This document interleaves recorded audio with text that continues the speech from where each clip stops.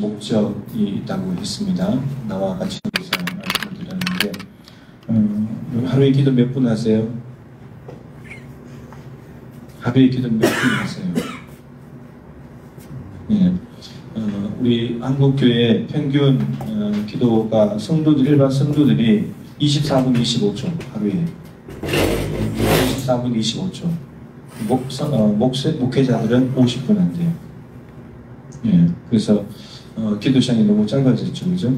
이제 말씀드린 대로 무슨 일이 있으면 제일 먼저 포기하는 게 기도 시간이에요. 다른 거 뭐 하나로 정신이 없어서. 그래서 우리가 기도 좀 많이 늘려가면 좋겠다 싶고, 오늘은 주님께서 우리를 부르셨다면 이유가 있었고 목적이 있는데 우리에게 주신 사명이 있을 겁니다. 그 사명을 끝까지 좀 가보자 라는 겁니다. 저는 어제 잠깐 말씀드린 대로 고등학교 2학년 때 친구 따라갔다가 교회 90년도 대학교 1학년 때 예수님을 만났고 군대에 갔다 와서 94년 10월달에 제대를 했는데 군대에 갔다 와서 신학을 할 것을 결정을 했습니다. 신학 공부를 해서 이제 2000년 5월달부터 교육전도사 사역을 시작했습니다. 제가 이제 결혼을 하고 사역 나가겠다고 생각했기 때문에 2001월달에 결혼하고 5월부터 교육전도사 사역을 시작을 했습니다. 그리고 2005년도 11월달에 목사 안수를 받았습니다. 내년이 되면 목사 안수 받은 지가 20년이 됩니다. 제가 신학교를 가게 된 이유 중에 하나가 사도 바울 때문입니다. 사도 바울이 보니까 부활하신 예수님을 만나고 난 뒤에 죽을 때까지 정말 한결같이 한 길만 가더라고요. 뒤돌아가는 것도 없고 주저앉는 것도 없고 딴 길로 가는 것도 없고 그냥 살아도 우리 집사님 찬양했던 살아도 주를 위해 살고 죽어도 주를 위해서 죽는 그 도대체 예수님을 한번 만난다는 것이 어떠한 것인지 저렇게 바울이라는 청년이 자신의 인생을 통째로 하나님께 드려버릴까, 그리고 딴 데 전혀 관심 없고 오로지 거기만 관심을 두고 살아갈 수 있을까. 바울이 25년간 16,000km를 다니면서 복음을 전했습니다. 100km, 4,600km 나머지 다 도보로 이렇게 다니는데 그 25년 동안 다니면서 16,000km의 복음을 전하는데 다른 데 가지 않고 오로지 감옥에 가도 복음 전하고 사명은 맡기지 않더라고요. 바울은 맡길 수 있는데 길은 맡길 수 있는데 못 가고 감옥에 갇혀 있을 수도 있는데 사명은 계속 하는 거예요. 포기하지 않고. 어떻게 이렇게 갈 수 있을까? 여러분들은 직분받은 지가 몇 년 됐습니까? 여기 장님도 계실 테고 수집사님도 여기 원사님, 사모님 계실 테고 다 계시는데 받은 지가 얼마나 됐습니까? 뭐 연도가 다 다르겠죠? 한결같이 가고 있습니까? 주신 사명이 지금까지 끝까지 주저앉거나 뒤돌아가거나 다른 데로 가거나 하지 않고 지금까지 한 길로 가고 계십니까? 지금까지는 이제 그래 왔다 할지라도 앞으로도 계속 그렇게 가야 되겠죠. 죽을 때까지. 우리 이제 보통 은퇴를 하면 이제 막 손을 놓고 이렇게 이제 운동하고 맛있는 거 드시고 이렇게 하면서 이제 노년을 보내시다 가시더라고요. 근데 성경의 인물들은 이제 은퇴하고 난 뒤에 편히 쉬다가 하신 것이 아니고 사명 끝까지 간다. 죽는 날이 사명이 끝나는 날이에요. 네. 죽는 날이 사명이 끝나는 날이에요. 그러니까 죽을 때까지 사명이 있는 거예요. 직분을 가지고 있을 때도 없을 때도 사명이 있는 거예요. 끝까지 가는 거죠. 이 끝까지 가는 삶이 쉽지 않아요. 성경에 보면 사도행전 6장에 그 초대교회에 구제 문제가 발생했을 때 히브리파 과부들하고 헬라파 과부들이 이제 명단이 누락이 되면서 구제 문제가 생겼을 때 일곱 집사를 세웠잖아요, 사도들이. 그 중에 마지막에 나온 인물이 유대교에 입교했던 안디옥 사람들이 올라가는 거예요. 성경에 유대교에 입교를 했다 혹은 하나님을 경외하는 사람이다, 이 표현은 좀 다른 의미인데 유대교에 입교한 사람은 어떤 사람이냐면 유대교를 개종을 한 사람입니다. 다른 종교를 가지고 있다가 유대교를 개종을 했고 그래서 모세의 율법을 다 지켜야 될 의무를 진 사람을 유대교에 입교한 사람이라고 말합니다. 그리고 하나님을 경외해야 한다 이렇게 말할 때는 이방인이었다가 유대교로 오긴 왔는데 완전히 개종한 것이 아니고 유대교로 왔는데 유대교 회당 예배에 참석을 하면서 율법을 일부를 지킬 의무를 가진 사람을 하나님을 경외하는 사람 이렇게 말합니다. 근데 사도행전 10장의 고넬료는 하나님을 경외하는 사람이었습니다. 어제도 말씀드렸죠. 로마 군대의 백부장 이방인입니다. 그리고 이방인인데 하나님을 경외한다고 하면서 이제 유대인들하고 관계를 맺고 있거든요. 가이사랴 파견 근무로 와 있었기 때문에. 근데 하나님을 경외한다고 했기 때문에 고넬료는 유대교 회당 예배에 참석하면서 율법의 일부만 지키는 의무를 가진 사람으로 살았다는 말입니다. 그래 이 안디옥 사람 니골라는 유대교에 입교했던 사람이에요. 개종을 한 거죠, 완전히. 유대교를 개종을 해가지고 들어와서 사도들에게 성령과 믿음과 지혜가 충만한 사람으로 뽑혀가지고 초대교회 제대로 출납, 구제와 관련된 일을 했던 사람입니다. 그러니까 성령으로 시작한 사람이에요. 성령으로 시작했는데 그런데 이 사람이 나중에 어떻게 됩니까? 요한계시록 2장에 가면 니골라 당을 만듭니다. 니골라 당을 만들어서 교회 안에 이단으로 침투를 해가지고 성도들의 신앙을 혼잡스럽게 하는 인물이 됩니다. 그 니골라라는 말이 니카 플러스 라온인데 니카는 삼키다, 라온은 백성, 백성을 삼키는 사람이 됩니다. 그러니까 성령으로 시작했다가 끝까지 못 가고 이단으로 빠져버린 이런 사람이 됐다는 거죠. 사울 왕도 마찬가지인데 사울 왕도 처음에는 하나님의 성령을 받은 사람이었죠.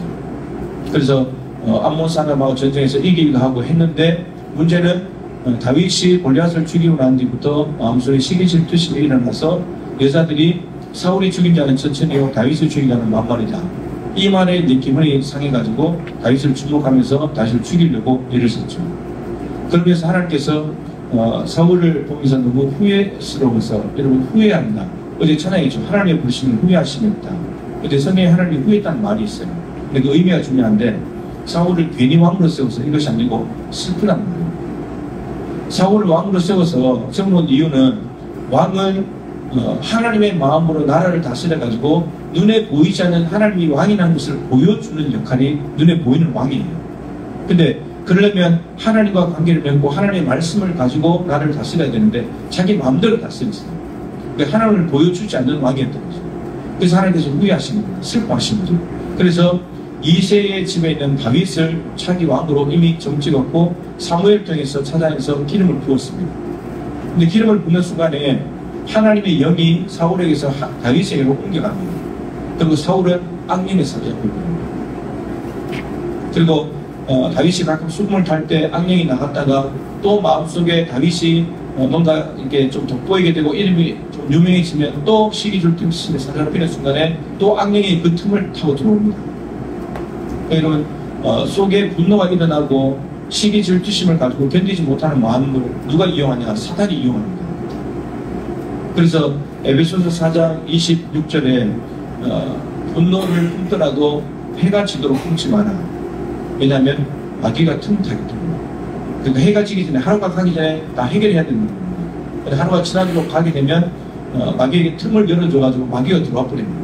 그러니까 사울이 다윗에게 대한 시기질투심으로 가득 있고 화가 나 있는 상황이기 때문에 틈을 열어주는 겁니다. 그러니까 악령이 들어오는 겁니다. 그래서 이게 딱 맞아 때리기 시작하면 이제 정신 나간 짓을 많이 하는 거죠.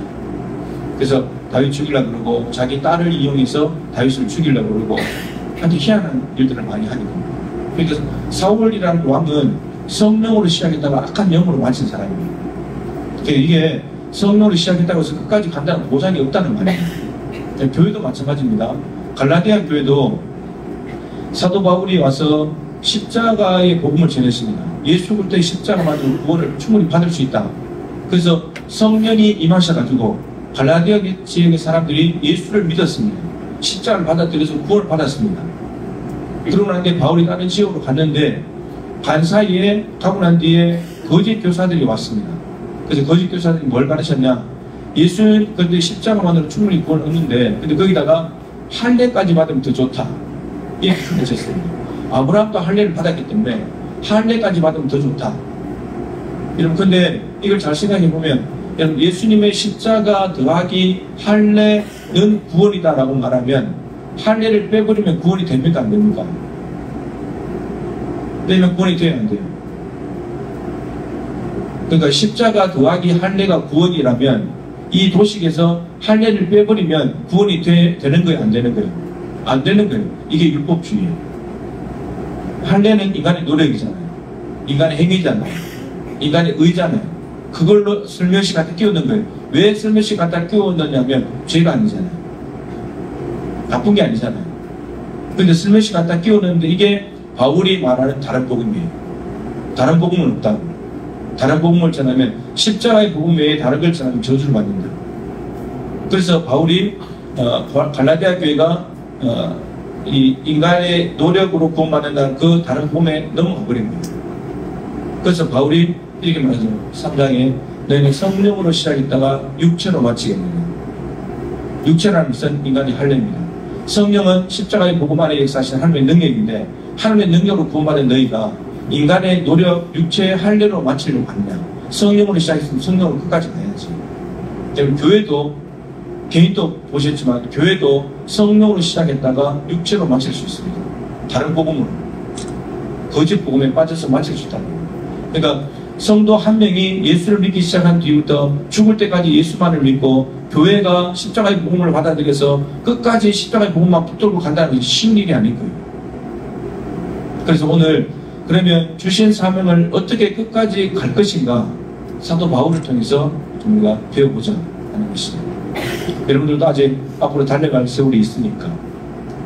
자, 오늘 읽었던 본문은요, 사실은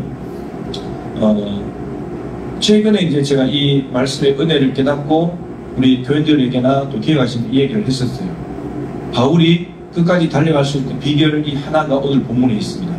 본문에 있는데, 근데 제가 말씀을 준비하다가 바울이 어떻게 끝까지 갔는가를 생각을 하는데 제가 몇 가지를 더 찾아낸 게 있습니다. 근데 놀랍게도 그 찾아낸 몇 구절의 말씀들이 어떤 말씀이었냐면 제 목회를 지금까지 끌고 온 말씀이에요. 그러니까 그때마다 하나님께서 그 순간순간에 말씀을 주셔가지고 제 목회가 다른 데 가지 않도록 흩어지지 않도록 지금까지 붙잡아준 말씀들이었다는 거죠. 그래서 저는 이제 바울의 삶이 두려워서 바울을 닮아가고 쫓아가려고 신앙을 했고, 그런데 바울의 그림자도 못 따라가지만 근데 하나님께서 바울처럼 그래도 흔들리지 않고 다른 길로 가지 않고 중지하지 않고 계속 갈 수 있도록 인도해 주시기 위해서 그때마다 주신 말씀들이 있었다는 거예요. 근데 그 말씀이 쫙 연결이 된 거죠. 이제 그 말씀들을 가지고 여러분들에게 적용을 해서 이 말씀을 붙들면 여러분들 끝까지 다른 데 길로 가지 않고 주저하지 않고 뒤돌아가지 않고 하나님이 주신 사명 끝까지 감당할 수 있을 겁니다. 자, 첫 번째 말씀은 뭐냐면 요한복음 17장 4절입니다. 안 찾으셔도 됩니다. 참 이제 어느 순간인지 모르겠는데 제 마음속에 들어와서 이제 살아있는 말씀입니다. 아버지께서 내가 하라고 주신 일을 내가 이루어 이 세상에서 아버지를 영화롭게 하였사오니. 이게 예수님의 3년 공생의 삶을 요약하면 저는 이 구절이라고 생각합니다.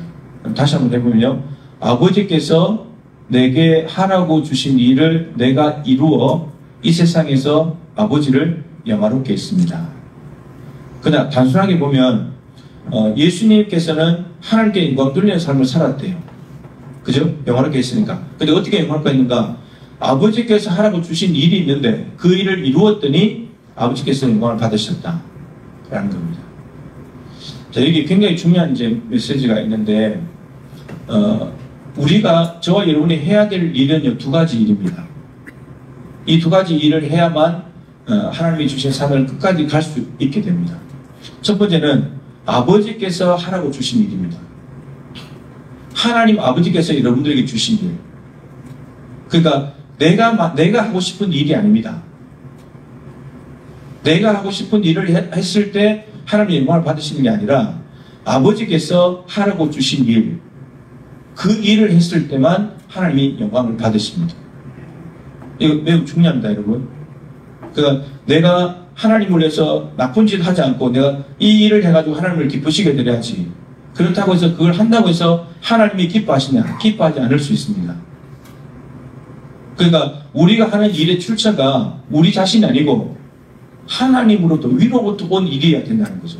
예수님께서 이 땅에 오셔서 하신 일은 복음을 전하고 십자가에 죽어서 사람들을 구원하는 것, 하나님 나라 버티는 겁니다. 그 일은 예수님의 일이 아니고 하나님께서 하라고 시킨 일이라는 거죠. 그 일이어야 됩니다. 두 번째 일은 무슨 일이어야 되냐? 내게 주신 일입니다. 하나님께서 주신 일인데, 위에서부터 내려온 일인데, 이 땅의 일이 아니라 위에서 내려온 일인데, 하나님께서 내게 주신 일이 있습니다. 여러분 각자에게 주신 일이 있다는 거죠. 남에게 주라고 준 일 말고 하나님께서 나에게 주신 일. 광야에도 교회들이 많은데 천상교회에 하나님이 주신 일이 있다는 겁니다. 아멘. 그러니까 남의 교회 준 거 일 하면 안 되고 이 교회에 준 일을 해야 된다는 겁니다. 아멘. 그래야 하나님이 영광을 받으신다는 거죠. 아멘. 사도 바울은 사도행전 20장 24절에 주 예수께 받은 사명 곧 하나님의 은혜의 복음을 증언하는 일을 마치려 하면은 나의 생명을 좀 더 귀한 것으로 여기지 아니하노라. 주 예수께로부터 받은 사명이 있대요. 사도행전 9장의 담메색 도상에서 부활하신 예수님을 만나가지고 예수님이 오셔가지고 아나니아를 통해서 다 알려줬잖아요. 이스라엘 이방인들과 왕들, 임금들과 이방인들과 이스라엘 사람들에게 복음을 전하면서 많은 고난을 당할 것이다. 이거는 바울이 자신의 인생 가운데 세운 계획이 아닙니다.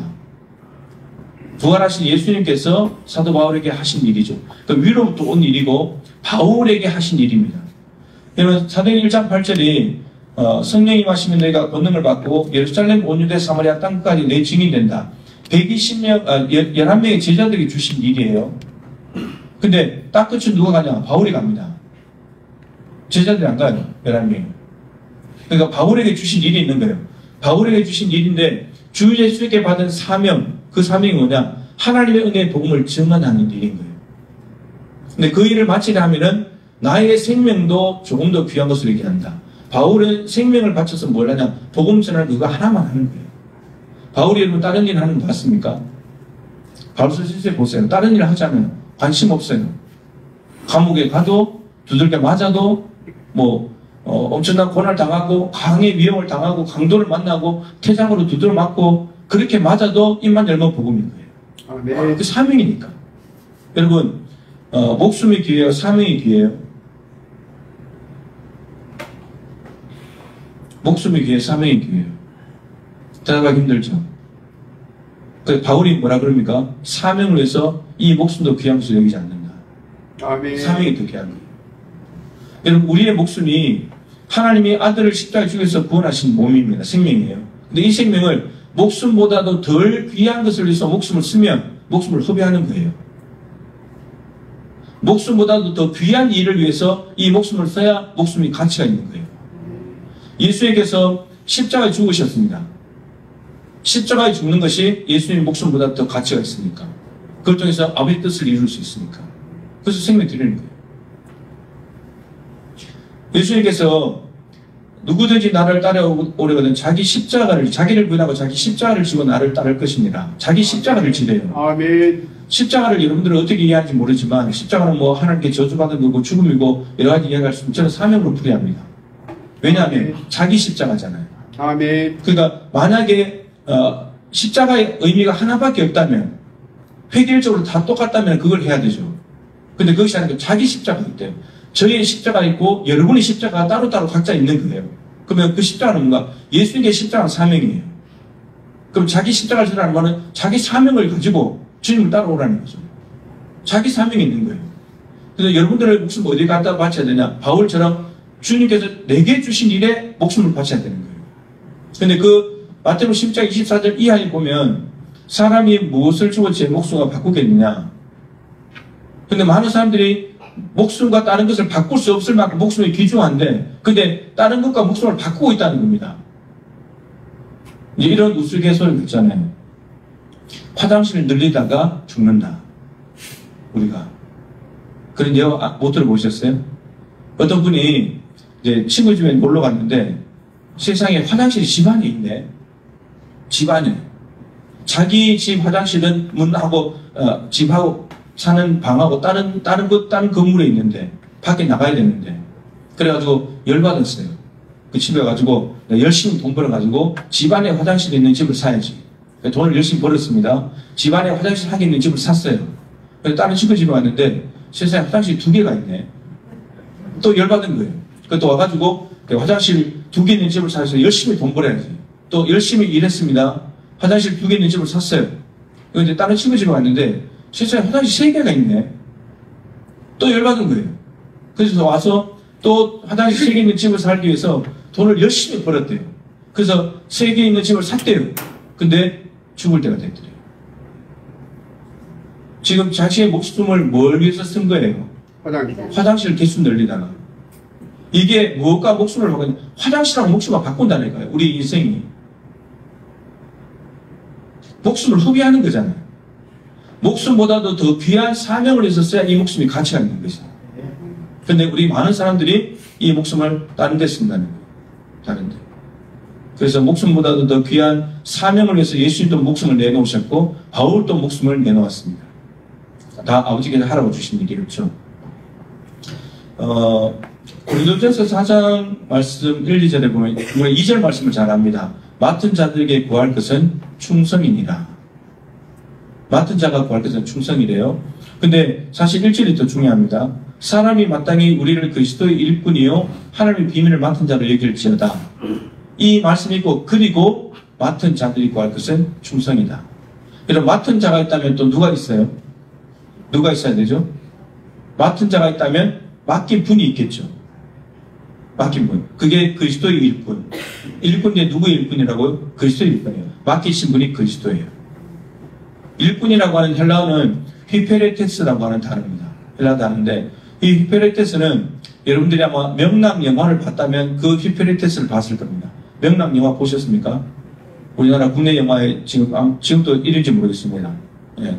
거기에 보면 이 휘페레테스는 누구냐면 배 밑창에 내려가서 노 젓는 사람입니다. 명랑 영화에 보면 밑에 내려가서 온몸을 다 사용해서 노 젓는 사람도 있잖아요. 손 가지고 하면서 젓잖아요. 여러분 배 밑에 내려가서 노를 젓는 사람은 누구의 말에 복종해야 되는 거죠? 선장의 말에 복종해야 됩니다. 선장이 직진하면 열심히 앞으로 가도록 노를 져야 되고 후진 그러면 후진하도록 계속 져야 되고 우회전 그러면 우회전 이렇게 돌아야 되니까 오른쪽에 있는 사람은 가만히 있어서 왼쪽 사람이 열심히 노를 져야 되고 좌측으로 그러면 다시 반대로 해야 되고 그러니까 휘페레테스는 자기의 계획과 자기의 의지와 자기 생각이 없습니다. 오로지 선장이 위에 선장이 명령하는 대로만 합니다. 이게 맡은 자가 해야 될 일입니다. 아멘. 맡기신 분이 그리스도이기 때문에. 아멘. 여러분 자칫하면 우리가 사람의 휘페레테스로 살아갈 수가 있습니다. 사람에게 줄 서가지고 힘과 권력자들 옆에 줄 서가지고 우리는 그리스도의 일꾼이지 사람의 일꾼이 아닙니다. 그리고 또 한 가지 충성해야 될 것을 따라서 맡기신 분에게 충성해야 됩니다. 그리스도입니다. 동일하겠죠, 그죠? 예, 또 있습니다. 여러분 맡기신 분이 있고 맡은 분이 있다면 또 한 가지가 더 있어야 되죠. 또 한 가지가 있어야 되잖아요.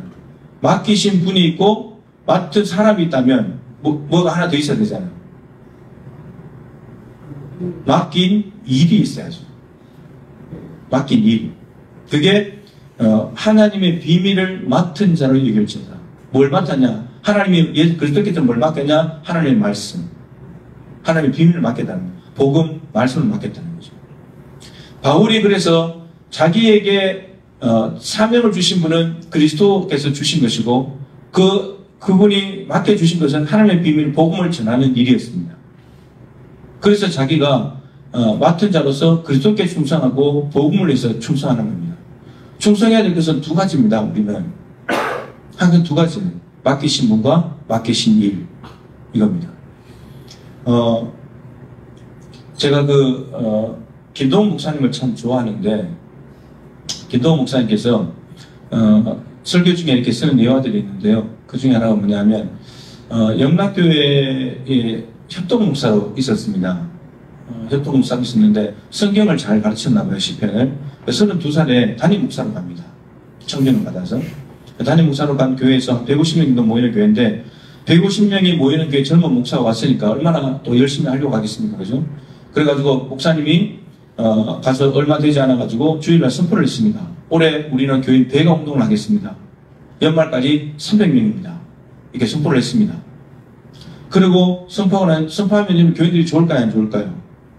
우리 김영태 목사님 여기 나와서 올해 내년 2025년도는 배가 운동에서 우리 교회 50명, 100명 모이겠습니다. 선포했다면 여러분 좋아요? 안 좋아요? 안 좋아요? 예, 젊은 목사님 열심히 하려고 하나 보다 이런 마음이 생기잖아요. 근데 그 선포를 하고 다음날 새벽 기도 가서 기도하는데 느닷없이 하나님께서 왜 300명이냐? 왜 300명? 이 말은 무슨 말이냐면 누가 300명을 하라고 했냐? 이 말입니다. 그러니까 네가 젊은 목사인데 겨우 300명이 뭐냐? 한 500명 해야지. 이 말이 아니에요. 네가 성경 공부 잘 가르친다고 소문 나가지고 왔다고 해서 네가 벌써부터 배가야 너무 좀 욕심이 심하지. 한 200명 정도 해야지. 그 말이 아닌 거예요. 누가 300명 하라고 했냐는 거예요. 하나님은 배가 운동을 하라고 한 적이 없다는 말이에요. 그래서 목사님이 금방 깨달았어요. 아, 이게 소명을 가장한 야망이구나. 그래서 그 다음 주일날 취소. 그리고 이게 300명을 만들어서 배가 운동하는 것이 이런 나쁜 겁니까? 나쁜 거예요? 죄 짓는 거예요? 그렇게 생각이 안 들잖아요. 십자가 옆에 할례 갖다 끼워 넣는 것처럼 똑같은 거예요. 죄 짓는 거 아닙니다, 지금. 그런데 나쁜 것도 아니지만 죄 짓는 것도 아닌 것 같아 보이는데, 그런데 하나님께서 그렇게 하라고 한 적이 없죠. 근데 그게 나쁜 것이 아니기 때문에 배가 운동하는 게 좋은 거니까 그걸 한단 말이에요. 목회자는. 근데 하나님은 그런 걸 시키신 적이 없다는 거죠. 하나님이 맡긴 일이 아닌 거예요. 근데 목회자가 그걸 해버려요. 제가 그런 걸 보면서 성전 짓는 다윗이 너무 많다. 김동훈 목사님은 가나안 땅에 들어가는 모세가 많다 말씀하셨는데, 저는 말씀을 보다가 성전 짓는 다윗이 너무 많다. 예, 저희 교회가 이제 규모가 있으니까 도와달라는 편지가 많이 옵니다. 그럼 제가 그 편지 내용들을 이렇게 꼼꼼하게 살펴봅니다. 정말 도와줘야 될 교회인지. 근데 예를 들면 이런 교회가 옵니다. 장애인들을 무시하는 게 아닌데, 장애인 한 15명, 20명 모이는 교회에서 10억짜리 예배당을 지었습니다. 근데 그 빚을 감당을 못해가지고 도와달라고 편지를 보내온 겁니다. 그럼 도와줘야 됩니까? 말아야 됩니까? 저는 안 도와줍니다. 그리고 뭘 생각해 보냐? 정말 이 교회가 하나님이 지으라고 해서 예배당을 지었을까? 다윗은 성전을 지어드리고 싶었습니다. 하나님께. 근데 하나님께서 그 마음만 받으셨지, 너는 전쟁의 사람이고 군인이고 피를 많이 흘리기 때문에 안 된다. 네 아들 솔로몬이 지어야 된다. 다윗이 짓고 싶었다고 해서 지었더라면 하나님은 그 성전을 받지 않았을 겁니다. 근데 솔로몬이 지었기 때문에 시내산에 계셨던 하나님의 영광이 성막에 내려왔고, 성막에 던 하나님의 영광이 솔로몬 성전으로 왔습니다. 감당할 수 없을 영광으로. 성전 짓는 다윗이 너무 많은 거예요. 그래서 이 10억짜리 지은 예배당을 보면서 하나님께서 지으라고 해서 지은 걸까? 결론은 아닌 겁니다. 여러분, 교회가 주님의 몸이잖아요. 주님의 몸이 부도가 난다. 말이 됩니까? 말이 안 되죠. 아니, 성경을 아무리 봐도 성막을 지을 때 이스라엘 백성들이 애굽에서 430년 종살이 하다가 정말 보상 대가 아무것도 받지 못하고 그냥 고기만 얻어먹고 살다가 출애굽하게 되면서 하나님이 그동안 받지 못했던 430년 동안의 보상들을 일시불로 다 갚아줬죠. 애굽 사람들의 물품을 취하게 해줬습니다. 그래서 금은 보석하고 막 엄청나게 가지고 나왔죠. 그런데 이 이스라엘 백성들이 하나님의 그 큰 은혜를 누렸으면서도 가장 먼저 그것을 사용한 것은 금송아지 만드는 거였습니다. 이 배망덕한 이스라엘 백성들이. 그러고 난 뒤에 1차적으로 정리가 되고 난 뒤에 그 다음에 이 애굽 사람들로부터 받은 금은 보석을 어디에 썼냐? 성막 만드는 데 썼습니다. 근데 금송아지 하나 만들려면 금이 얼마나 많이 들어가겠습니까? 그죠? 금송아지가 큰데. 근데 그렇게 금송아지를 만드는데 금을 다 쓰고도 성막을 짓는데 금이 모자라지 않았습니다. 보석들이 모자라지 않았어요. 그만 가지고 오라고 할 정도로 넘쳐났습니다. 그리고 솔로몬이 성전을 지을 때도 부족하지 않았습니다. 다윗이 자기가 짓고 싶었지만 짓지 못했는데, 근데 자기 사유재산을 들어서 성전 짓는 것을 솔로몬을 도왔습니다.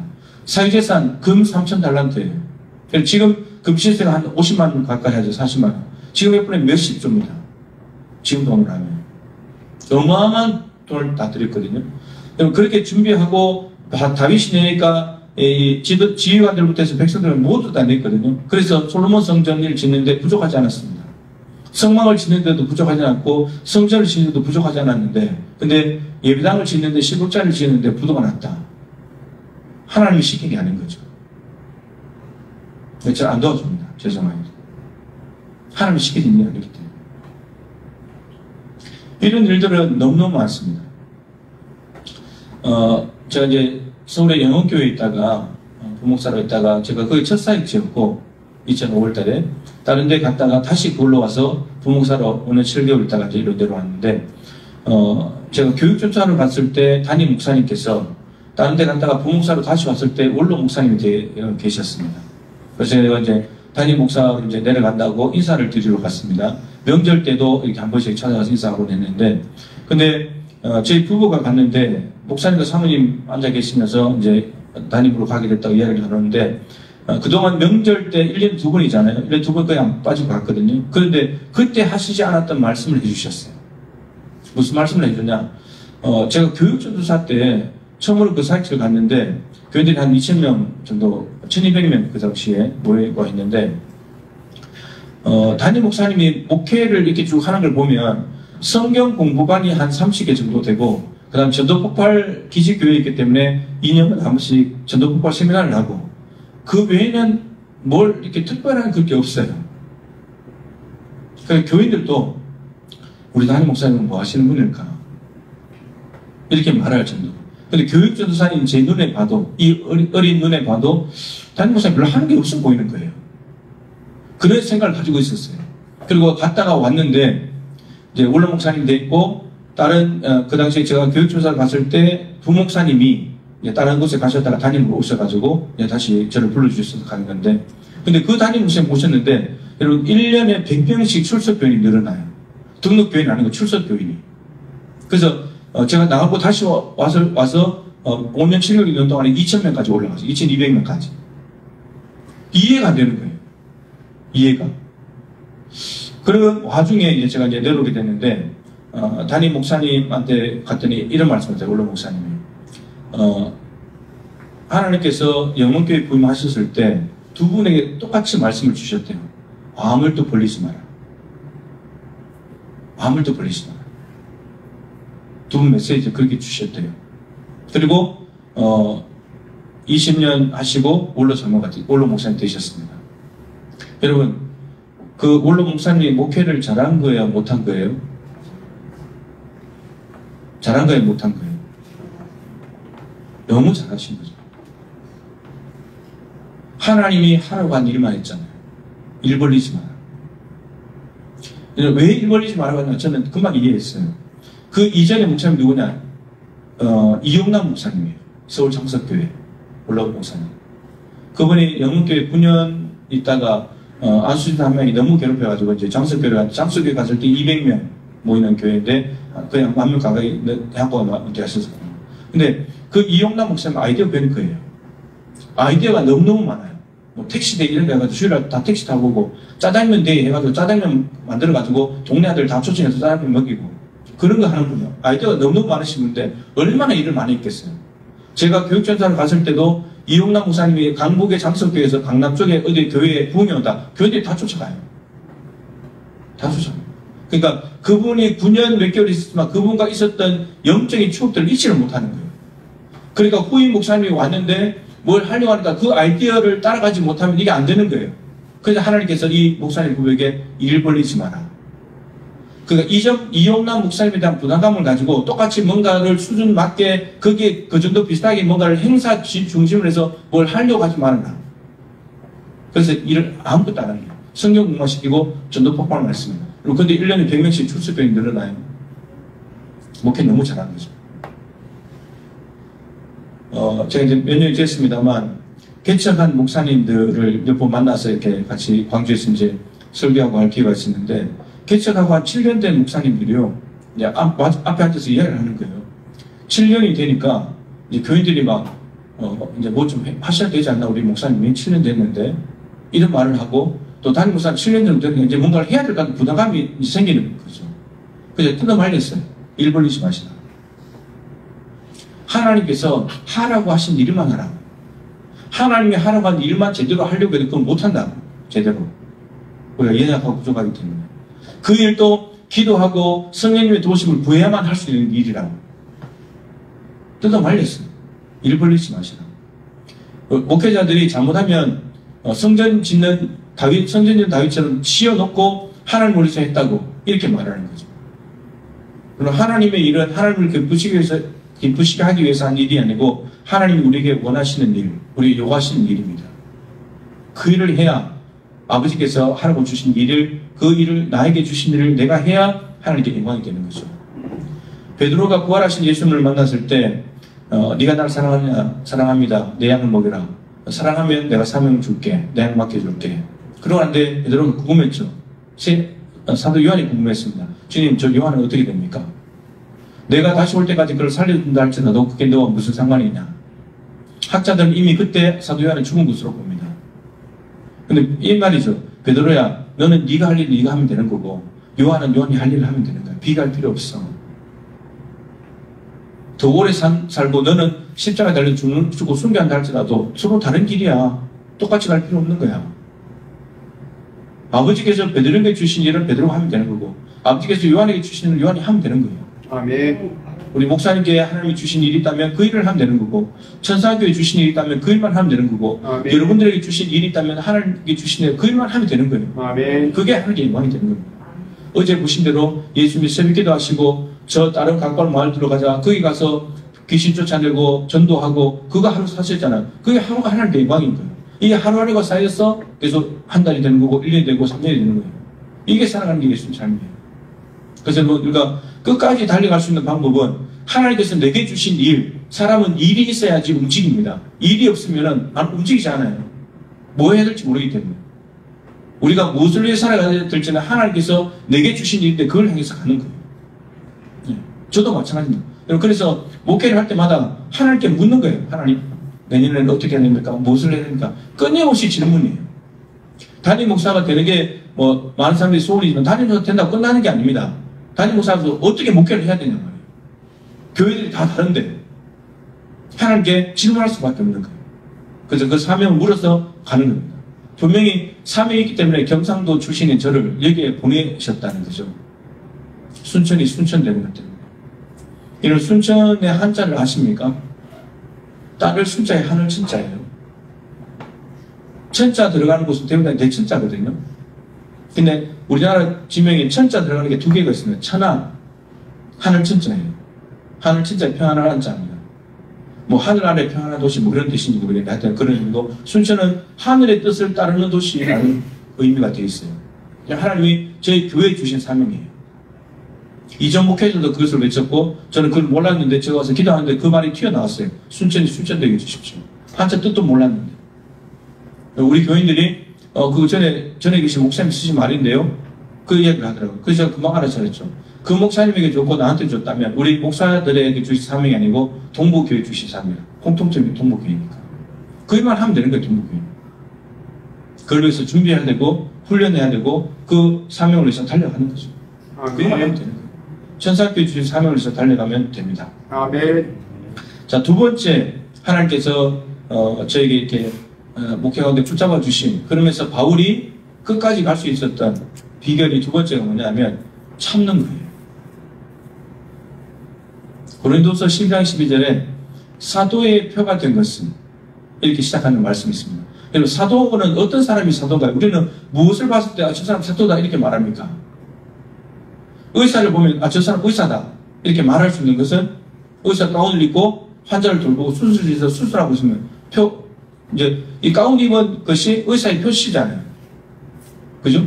강당에 서가지고 아이들을 가르치고 있다 학교에서 선생님이 표가 가르치는 거잖아요. 시장에서 앞치마를 하고 장사를 하고 있다. 장사꾼의 표시가 치마하고 물건 팔고 있는 게 장사꾼의 표시예요. 그럼 사도의 표시는 뭘 것 같아요? 저런 사람이 사도지 이런 표시가 될 만한 거. 뭘 보면 저 사람이 사도라는 걸 드러낼 수 있을까요? 우리 그거에 대한 생각에는 표적이 막 나타나고 복음이 전파되고 기사가 나타나고 능력이 나타나고 막 이래야 될 것 같잖아요. 그거 맞아요. 근데 바울이 표적과 기사와 능력을 이야기하지만 가장 먼저 이야기하는 것이 참음이에요. 고린도서 10장 12절은 사도의 표가 된 것은 모든 참음과 이렇게 되어 있어요. 참음이 참는 게 한 가지가 아니에요. 모든 참음이에요. 참아야 될 일이 한두 가지가 아니에요. 유대인들의 박해도 참아야 되고 강도들의 위협도 참아야 되고 감옥에 가도 참아야 되고 두들겨 맞아도 참아야 되고 내가 결혼할 자유도 있지만 그것도 바울은 내려놓았고 권리 포기했으니까 편하게 교회 지원받아서 할 수 있지만 천막 짓는 일도 그것도 참으면서 해야 될 길이고 모든 게 다 참는 거예요. 만약에 이것을 다 참지 못했다면 여러분들 예수님을 전하지 않으면 안 맞는다고 한다면 차라리 안 맞기 위해서 안전한 게 편한 길이잖아요. 그러면 사도로서 사명을 그만두는 거예요. 금방 그만둘 수 있어요. 근데 바울이 그렇게 많이 두들겨 맞아도 그만두잖아요. 고린도후서 1장 8절부터 10절에 보면 바울이 고린도 교회 편지를 보내면서 내가 아시아에서 받은 고난을 너희가 알기를 원한다. 그러면서 아시아는 그 당시 로마가 다스리는 아시아 주라는 말인데 아시아 주의 수도인 에베소를 말합니다. 이제 2차 전도행, 3차 전도행 때 갔던 곳이죠. 근데 거기 가서 바울이 에베소에서 엄청나게 많은 고난을 받았다는 겁니다. 에베소는 바울이 선교 특성상 한 곳에 오래 있지 않잖아요. 다른 데 가버리잖아요. 전하고 교회 생활하면 가버리고 또 생활하면 가버리고 이렇게 가잖아요. 가장 오래 머물렀던 곳이 성경의 기간이 나오는 것 중에 가장 오래 머물렀던 곳이 에베소입니다. 3년이에요. 3년. 그래서 사도행전 20장에 고별 설교를 할 때 밀레도에서 에베소 장로를 초청해서 내가 3년이나 밤낮 쉬지 않고 눈물로 각 사람을 훈계하던 것을 기억해라. 3년입니다. 3년. 데살로니가에 3주, 안디옥에 1년, 고린도에 1년 6개월, 바울 로마 감옥에 2년, 그리고 에베소에 3년이에요. 가장 오래 머물렀던 기간인데 여러분 가장 오래 머물렀다고 하는 말은 거꾸로 말하면 영적으로 가장 힘들었다는 말이에요. 그래서 에베소에 가서 아데미 여신도 있었고 마술 서적이 완전히 이렇게 편만해 있는 그런 곳이었잖아요. 근데 바울이 3년 동안 눈물로 밤낮 쉬지 않고 훈계해가지고 결국은 에베소 사람들이 스스로 마술 서적을 불태우는 일이 벌어졌죠. 마술 서적이 다 필요 없다. 예수의 복음이 진짜다. 여러분 그 마술 서적 태운 값이 은 5만이라고 되어 있어요. 은 5만. 은 5만이 얼마냐? 은 하나가 노동자 하루 품삯입니다. 그러면 은 5만은 여기는 건장한 남자 한 분이 5만일 동안에 단 한 푼도 쓰지 않고 하루도 안 쉬고 모아야 될 돈이에요. 137년 동안. 다르게 말하면 137명의 장년이 1년 동안에 단 한 푼도 쓰지 않고 하루도 안 쉬고 모아야 될 1년 연봉에 해당하는 액수입니다. 어마어마한 액수예요. 근데 그거를 바울이 복음을 전해가지고 다 엎어놓은 거예요. 그거 아니라 잘못된 일이라는 거예요. 스스로 마술사를 불태우고 예수께로 돌아왔습니다. 그러니까 바울에게 있어서는 3년 동안 고생해서 채운 에베소 교회는 잊을 수가 없는 거죠. 근데 그 에베소에서 어마어마한 고난을 당했다는 겁니다. 그럼 거꾸로 복음이 전파될 때까지 마술 서적과 시험할 때까지 얼마나 많이 고난 받았겠어요. 그게 이렇게 되어 있습니다. 살 수망이 끊어졌다. 너무 힘의 격도로 고난을 받은 살 수망까지 끊어졌고 사형 선고를 받은 줄 알았다고 말합니다. 사형 선고 받았으니까 이제 뭐만 남은 거죠? 사형 집회만 남은 거예요. 바울이 그렇게까지. 그런데 바울이 그 고난을 해석을 이렇게 해버립니다. 이는 하나님께서 자기가 아니라 하나님을 더 의지하게 하려고 하시는 거다. 이렇게 해석을 해버립니다.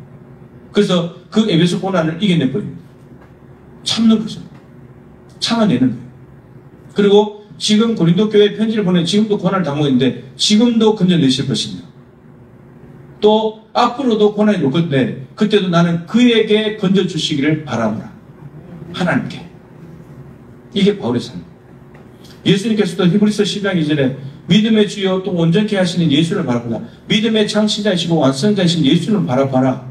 히브리서를 받는 사람들한테 로마 황제의 박해를 받아서 유대교에서 기독교로 왔다가 고난 당하는 것 때문에 유대교로 돌아가려고 하는 배반하려고 하는 사람들에게 늘 예수를 바라봐야지. 믿음의 창시자고 완성자 믿음으로 살아가신 예수를 바라봐야 이겨. 근데 그 믿음의 예수님이 어떻게 사셨나? 십자가를 참으사. 그 사명을 감당하기 위해서 십자가를 참으셨다는 거예요. 참지 않으면 십자가를 완성할 수 없기 때문에 예수님도 아버지께서 하라고 주신 일 끝까지 달려갈 수 있는 방법이 참는 거였다는 거예요. 아멘. 그리고 부끄러움을 개의치 아니하시더니 침뱉음 당하고 벌컥 꺾임 당하는 거 부끄러움을 개의치 않았다. 부끄러움을 개의치 않지 않고 거기에 신경을 써버리게 되면 십자가 안 지죠. 그럼 사명 감당 못하는 거예요. 끝까지 갈 수 있는 방법이 고난이 오면 고난 당하면서 참는 거고 부끄러움을 당하면 창피를 당하는 거고 그게 그리스도의 표시이고 사도의 표시입니다. 아멘. 이 말씀은 정말 저에게 많은 위로가 됐습니다. 동부교회 와서 10여 년 동안 누군가가 물으면 저는 금방 대답합니다. 10년 동안 목회가 뭐냐? 참는 거였습니다. 저는 이렇게 말합니다. 정말 참고 또 참고 갔습니다. 그래서 신경경색도 오고 근데 그런 세월을 살았는데 근데 주님께서 그 어느 날 그 말씀을 이렇게 주시면서 너무 위로가 되는 거예요. 아, 이게 진짜 목회자의 표시구나. 참는 것이. 참아내는 것이 목사의 표시구나. 그리스도인의 참된 표시가 뭔가? 참는 거예요. 사랑은 첫 번째가 오래 참는 거잖아요. 사랑이에요, 사랑. 사도 바울을 거짓 사도라고 많이 그랬죠. 12사도에 들지도 않았고 복음을 전하는데 복음 전하면서 늘 박해를 받으니까 유대인들에게. 그리고 늘 교회에서 뭔가를 받아서 도움할 수도 있는데 천막 짓는 일을 통해서 자비랑 승부를 하니까 바울이 진짜 사도 아니다. 근데 오히려 가짜 사도들은 여러분 고난을 당하지 않습니다. 왜냐하면 듣기 좋은 말을 해주거든요. 참된 복음을 전하면 여러분 반드시 충돌이 납니다. 예수님이 복음 전했을 때 다 환영했습니까? 아니거든요. 어제 말씀드렸잖아요. 안식일에 변고침 하나 가지고 예수가 어떻게 할까? 이런 거였거든요. 하나님 나라 전해주러 왔는데. 이런 복음은 충돌이에요. 복음 전했을 때 누군가 반대하고 충돌이 일어난다. 여러분 이상하게 얘기할 거 없으면 그게 당연한 거예요. 근데 예수님도 그걸 참으면서 가세요. 그리고 바울도 참으면서 가요. 여러분 참음은 그리스도인의 참된 표시입니다. 근데 거짓 사도들은요, 복음을 참된 복음을 전하지 않고 사람들이 하고 돈 받아서 가고 그 먹고 사는 데는 걱정도 없어요. 자비랑 할 필요도 없어요. 그런 걸로 다 채워집니까? 그러니까 거짓 사도들이 두드러 맞고 다니고 잘 먹지도 못하고 다니고 삐쩍 말라가지고 다니는 바울이 가짜라고 말하는 겁니다. 저렇게 왜 저렇게 참고 있어 바보같이. 근데 저게 진짜 사도라는 거예요. 진짜 사도. 그래서 바울이 이것 때문에 이러면 끝까지 갈 수 있었어요. 참지 못했다면 감당할 수 없는 일이 된 거죠. 그래서 여러분 참고 가면요 주님께서 그러세요. 고맙다. 아멘. 주님이 우리에게 고마울 게 뭐가 있어요? 우리가 주님께 고마워야지. 근데 그 참고 외로운 시간들을 보내면서 온 것을 그러면서도 하나님 앞에 머물러 있습니다. 기도의 자리에 가서 기도도 안 되지만 머물러서 하나님 앞에서 어쨌든 답을 얻으려고 하고 하나님과 시간을 보내려고 하는 그런 삶들을 보면서 주님이 고맙다 그랬습니다. 위로가 되는 위로가. 또 참아낼 힘을 얻게 되죠. 또 참는 거예요. 자, 세 번째가 오늘 말씀이에요. 자, 오늘 말씀을 보시면요. 미쁘다 모든 사람이 받을 만한 이 말이에요. 이 말, 지금 앞으로 하려고 하는 이 말은 너무나 미쁘고 신실한 말이기 때문에 모든 사람들이 받아야 된다. 특정한 사람만 받는 말이 아니고 모든 사람에게 해당되는 말이다. 이런 말입니다. 자, 그 말이 뭐냐? 그리스도 예수께서 죄인을 구원하시려고 세상에 임하셨다. 그리스도 예수께서 죄인들을 구원하시려서 이 땅에 오신 이 일은 너무너무 미쁘고 신실한 말이기 때문에 모든 사람들이 들어야 된다. 여러분, 그리스도 예수께서 오신 것은 모든 사람에게 해당되는 말이라는 것이 중요합니다. 누가복음 2장에 천사가 나타나서 목자들에게 그러죠. 두려워하지 말아라. 빛을 비추고 나타나니까 오늘날 다윗의 동네에 구주가 나셨다. 그래서 온 백성에게 미칠 큰 기쁨의 좋은 소식을 너에게 전하노라. 아멘. 제가 오늘 성탄절 말씀드렸는데 온 백성이라는 단어에 딱 걸렸어요. 여러분, 온 백성에 미칠 기쁨의 좋은 소식. 기쁨의 좋은 소식인데 그 좋은 소식이 누구에게 해당되느냐? 온 백성에게. 근데 그 기쁜 소식이 뭐냐? 그리스도께서 오셨다는 겁니다. 아멘. 여러분, 그리스도가 왜 온 백성에게 기쁜 소식일까요? 제가 이제 우리 교회들에게도 하는 건데, 이런 우리나라하고 일본이 축구를 해가지고 우리나라가 이겼다. 기뻐요, 안 기뻐요? 기쁘죠? 왜 기뻐요? 우리나라니까. 일본은 슬프겠죠. 우리나라가 일본을 이겼다는 것은 온 백성의 기쁜 소식이 아니에요. 이긴 사람들만 기쁜 소식이지. 제 아들이 한동대 다니다가 과가 맞는 과가 없어서 이제 자퇴를 하고 성균관대에 편입을 했습니다. 여러분, 기뻐요, 안 기뻐요? 하나도 안 기쁘죠? 왜 안 기뻐요? 여러분하고 상관없잖아요. 여러분하고 상관없잖아요. 그리스도 예수께서 오신 것은 모든 사람과 다 상관이 있다, 이런 말이죠. 왜 모든 사람과 다 상관이 있습니까? 모든 사람의 공통점이 있는 거예요. 모든 사람이 죄인이니까. 여기 그렇게 되어 있잖아요. 그리스도 예수께서 죄인을 구원하시려 모든 사람이 죄인이니까 모든 사람을 위해서 예수님을 오셨고 온 백성에게 미칠 큰 기쁨이 좋은 소식이 그리스도께서 오십니다. 이 말은 너무나 믿고 신실한 말이기 때문에 모든 사람들이 다 들어야 된다. 근데 그 다음 말이 중요합니다. 내가 죄인 중에 괴수니라. 그리스도 예수께서 죄인을 구원하시는 오신 이 소식이 바로 바울 나한테 해당되는 거다. 이런 바울이요, 예수님의 삶을 받아 끝까지 갈 수 있던 비결이 뭐냐면요, 나는 죄인이야. 이 고백되는 겁니다. 이 죄인 중에 괴수라는 말은, 괴수는 우두머리 뜻이거든요. 죄인 중에서도 가장 악질 죄인. 근데 이게, 여기 쓰인 동사가 헬라 동사 현체입니다. 무슨 말이냐면, 바울이, 교회를 박해할 때, 다메섹까지 가서 예수 믿는 사람들을 때려잡고 스데반이 죽는데 앞장섰을 때는 정말 죄인 중에 괴수라고 할 수 있죠. 예수 믿는 사람들을 괴롭혔으니까, 죽였으니까, 죄인 중에 괴수라고 할 수 있잖아요. 근데 지금 이 디모데 전서를 디모데에게 보낼 때는, 영적 아들 디모데에게 편지를 보낼 때는 이미 복음을 어마어마하게 전했고, 많은 교회들을 세웠고, 하나님 나라를 확장한 상태예요. 구원받은 상태고, 의롭게 된 상태예요. 그 다음에 지금 말할 때는, 디모데야, 나는 죄인 중에 괴수가 아니야. 괴수였어. 근데 지금은 아니야. 이렇게 말할 수 있잖아요. 근데 바울이 뭐라고 하냐면, 나는 지금도 죄인 중에 괴수야. 여러분, 지금 내가 죄인이라는 고백이 돼야 예수가 필요해집니다.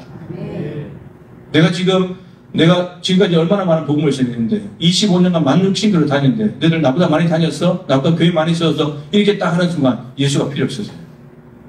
바울은 끝까지 못 갑니다. 바울이 끝까지 갈 수 있던 이유는 죄인 중에 괴수였고, 지금도 죄인 중에 괴수고, 여전히 앞으로도 죄인 중에 괴수라. 어마어마한 고백입니다. 정말 큰 은혜가 됐습니다. 바울이, 우리는 무슨 사명을 감당하려면 능력이 막 날마다 능력받고 날마다 성령 충만하고 그래야 끝까지 갈 것 같잖아요. 여러분, 근데 성령 충만이 임하는 건 맞는데 성령 충만이 임하려면 내가 죄인인 걸 깨달아 성령이 와요.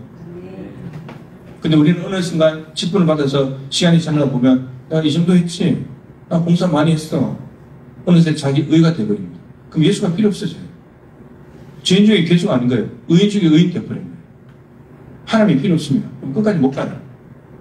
바울이 끝까지 갈 수 있는 비결이 바로 이거였습니다. 여러분들은 자녀들한테 뭘 잘못했을 때 자녀들한테 내가 죄인 중에 괴수야라고 해보신 적 있습니까? 그 용어를 안 써도 여러분이 잘못했는데 자녀들한테 아빠가 잘못했어 미안해 라고 하신 적 있어요? 엄마들이 있습니까? 대부분 그러지 않잖아요. 야 시끄러워 몰라도 돼. 그러고 넘어가버리잖아요. 근데 이 바울은 자기 영적 아들인데 아들 앞에서 나 그래도 교회 좀 세우고 열심히 했다 이렇게 말해놓고 디모데야 난 죄인 중에 괴수야. 너는 나를 영적 아버지로 여기고 그렇게 하지만 나는 죄인 중에 괴수야. 나는 예수가 필요한 존재에 불과해. 이게 하나님께서 바울에게 임하시는 너무나 좋은 환경이고 통로가 되는 거예요. 하나님이 너무 기쁘신 거예요. 예수가 필요하다고 하니까. 바리새인들은 세리가 기도할 때 옆에 앉아서 이렇게 말하잖아. 나는 저 세리와 같지 않음을 감사합니다. 자기 자랑이잖아. 그리고 저들이 하는 11조 금식을 합니다. 남이 하는 잘못된 것을 안 한다고 자랑하고 남이 안 하는 좋은 일들은 자기는 한다고 자랑하는 게 바리새인이에요. 자기 의잖아요. 예수가 필요 없는 사람들이에요. 세리는 고개도 못 들고 가슴을 치면서 죄인입니다. 주님께서는 그 세리를 의롭다고 하셨습니다. 바울이 의로운 사람으로 계속할 수 있는 방법은 자신을 낮추는 거죠. 죄인입니다. 바울이 육체의 가시가 있어서 하나님께 3번 기도했잖아요. 육체의 가시를 좀 빼달라고. 근데 하나님께서 응답을 하셨죠. 내 은혜가 내게 족하다. 이 말을 뭔 말이냐면 바울이 아픈데 지금 하나님의 은혜가 충분히 오고 있다 이런 말입니다. 우리는 하나님의 은혜가 온다는 말은 어떻게 생각합니까? 병이 나아야 되죠. 건강해져야지 은혜가 왔다고 말하죠. 아프면 은혜가 없는 겁니까? 우리는 은혜가 없다고 생각하잖아요. 근데 바울이 아픈데 하나님께서 내 은혜가 내게 충분해. 아 그래요? 충분해요? 그럼 난 약한 채도 있을게요. 하나님 은혜가 충분하니까. 약한 것도 괜찮다는 거예요. 그럼 우리는 왜 해결이 안 되냐면 우리의 초점은요. 우리 자신한테 있어요. 내가 아프냐 안 아프냐 건강하냐 안 건강하냐 그게 초점이기 때문에 건강하고 나아야지 하나님의 은혜가 있다고 생각하고 아프면 은혜가 없다고 생각합니다. 그런데 바울의 초점은 자기에게 있지 않아요. 하나님께 있습니다. 하나님의 능력이 나한테 올 수 있냐? 하나님의 능력이 나한테 올 수만 있다면, 근데 그 올 수 있는 통로가 나의 약함이라면 나 약한 채로 살겠다. 그런데 바울이 약함에 대해서 두 가지를 하죠. 약한 것을 기뻐합니다. 세상에 약함을 기뻐하는 사람이 없어요. 강한 것을 기뻐해야지. 심지어 더 나가서 약한 것을 자랑합니다. 바보 아니에요? 약한 것을 자랑하고 강한 것을 자랑해야지. 많이 가진 것을 자랑해야지. 약한 것을 숨겨야 되잖아요. 안 들켜야 되잖아요. 근데 들어놓고 자랑해버려요. 나 약할 때 나 약한 것을 자랑한다. 여러분, 바울이 약한 것을 기뻐하고 자랑할 때 하나님의 강함은 그 바울 속에 역사하는 겁니다. 여러분, 바울보다 복음을 많이 전한 사람이 누가 있습니까? 교회 많이 세운 사람이 누가 있고 대륙을 바꾼 사람이 누가 있습니까? 그리고 결정적인 것은 바울은 병으로 죽지 않았습니다. 복음 전하다 순교를 한 것입니다. 우리는 아프면 죽는다고 생각하잖아요. 아무도 못한다고 생각하잖아요. 바울은 아픈 것 때문에 죽지 않았어요. 누구보다도 큰 하나님의 일을 하고 하나님의 주인 사명을 끝까지 달려가고 난 뒤에 마쳤습니다. 이게 바울의 삶이에요. 그래서 우리가 날마다 죄인이라는 것을 고백해야 합니다. 그래야 하나님이 내 안에 역사하시기를 기뻐하고 쉬운 환경이 됩니다. 우리가 강해져 버리잖아요. 하나님 오실 수 없는 환경이 됩니다. 하나님이 들어올 수 없어요. 역사하실 수 없습니다. 성령을 소멸치 말라 했잖아요. 성령은 하나님이시기 때문에 죽지 않아요. 소멸된다는 말은 우리 안에서 역사를 못한다는 말이에요. 우리 육체 속이 너무 강하기 때문에 자기 의를 자랑하니까 내가 죄인입니다. 나는 아무것도 아닙니다. 이렇게 가야 성령께서 내 안에 일을 하실 수 있는데 성령이 충만해지는 건데 우리 육체의 속이 충만해져 버리니까 성령께서 일을 하실 수 없는 거예요. 죄인 중에 괴수가 된 바울을 사용하셔서 하나님은 어마어마한 일을 이루셨습니다.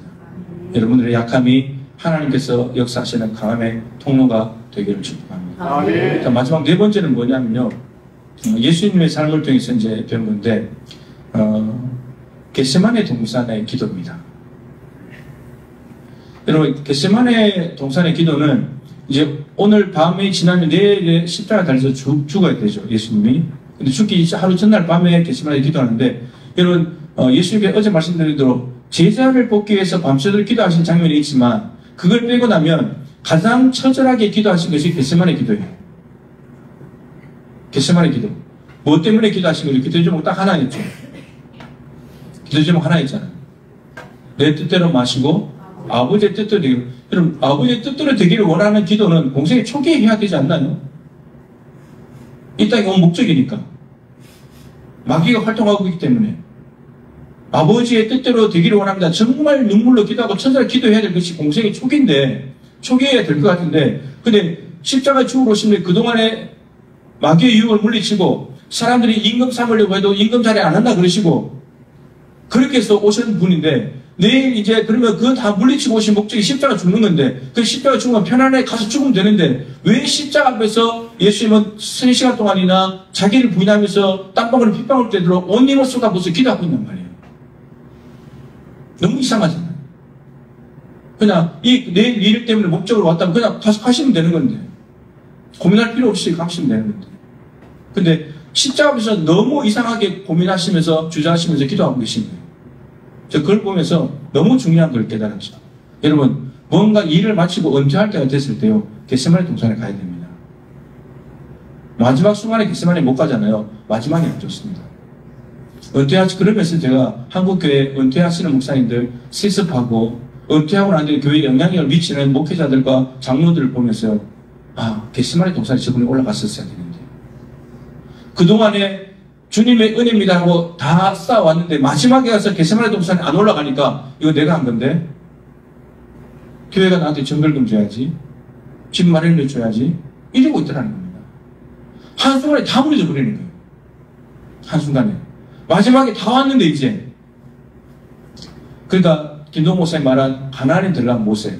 모세는 뭐 가나안 땅 밟아보지도 못했고, 그리고 말로만 들었고 묘도 없고 그냥 죽어버리는 거예요. 근데 이 모세가 벌떡 일어나가지고 가나안 땅에 다 들어가고 있다는 거죠. 그래서 내가 이렇게 40년 동안 이스라엘을 이끌고 왔어. 내가 교회에 지금까지 세워왔지. 내가 얼마나 교회에 부흥시켰는데 이러고 있더라는 겁니다. 영광을 차이가 다 받아버리는 거예요. 그걸 보면서 겟세마네 동산에 가야 된다. 제가 우리 교인들한테도 그럽니다. 은퇴하실 때가 가까운 이런 분들한테는 제가 이런 부분이 나오면 겟세마네 동산으로 가셔야 됩니다. 그러지 않으면 마지막을 못합니다. 김동훈 목사님이 50세가 되셨을 때 기자가 와서 물었습니다. 목사님, 요즘 기도 제목이 뭡니까? 어떤 것에 제일 관심이 많습니까? 그랬더니 은퇴 준비에 가장 관심이 많다. 50세인데. 한참 지금 목회 열심히 해야 될 텐데. 근데 그 도부터 수의교회는 정관을 65세로 해놨거든요. 그러니까 50세 은퇴 준비를 한다는 것은 15년 동안 은퇴 준비를 해서 은퇴를 하겠다는 겁니다. 이런 논리예요. 이런 비행기가 가다가 착륙을 해야 되는데 가다가 바로 수직으로 내려올 수 있습니까? 70세가 있다가 65세가 돼서 내려온다는 말이거든요. 대부분은 70세가 돼서 바로 내려온다는 말이에요. 이거 사고 납니다. 그러니까 50세 때부터 연착륙을 하는 겁니다. 천천히 내려오면서 하나씩. 자기가 아주 감도 하나씩 다, 다른 사람이 다 넘기고, 교회에 남아서 다, 교회 다 줘버리고, 자기 가진 거 없이. 그래서 15년 동안 착륙해서 안전하게 착륙했잖아요. 정말 깜짝 놀랐습니다. 15년 동안 은퇴 준비를 한다. 저는 지금 벌써 은퇴 준비에 들어갔었어야 됩니다. 54시니까. 이런 겁니다. 그러니까 그동안에 정말 몸된 교회에서, 여러분 저는 이렇게 생각해요. 중간에, 마지막에 가서 막 교회에 영향력을 행사하고 돈 달라고 하는 사람들은 처음부터 그런 사람들 아니에요. 그런 목적으로 목회한 것도 아닐 테고, 변질되는 거죠. 바울처럼 끝까지 가야 되는데 끝까지 못 가고 있는 거예요, 지금. 뭔가에 다 걸린 거예요, 지금. 그걸 넘어서야 되는데 못 넘어서는 거예요. 겟세마네 동산을 안 올라가기 때문에.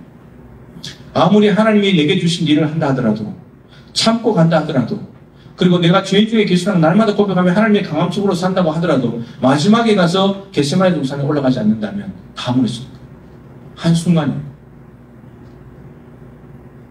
바울은 이 네 가지를 끝까지 잘 지키고, 바울은 감옥에서 늘 기도하고 찬송하는 사람이잖아요.